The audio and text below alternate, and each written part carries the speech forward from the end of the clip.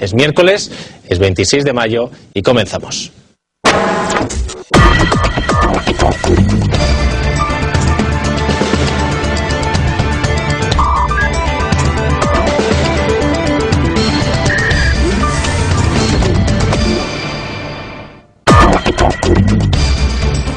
El Partido Popular no adoptará ninguna decisión sobre el futuro político de Francisco Camps después de que hoy se conociera un auto judicial bastante demoledor contra el presidente valenciano imputado en el caso Gürtel. En la sede nacional de la calle Génova reconocen preocupación, pero aplazan cualquier decisión a dentro de varios días o de semanas. Y atención, porque Francisco Camps ya ha amenazado con montar un nuevo partido si el Partido Popular no le respalda. Nieves, buenas noches. Buenas noches, Dieter. Así se lo habría transmitido en una conversación a Federico Trillo, según ha podido saber Libertad Digital. Y es que el auto puede hacer cambiar de opinión al PP porque ya se habla de financiación ilegal, de delito electoral y de cohecho en el gobierno de Camps. El juez asume las tesis de la Fiscalía y, más allá de los trajes, se apunta una presunta irregularidad en la financiación del PP de Valencia durante la campaña electoral de 2007. Por eso, lejos de rehuir a la prensa,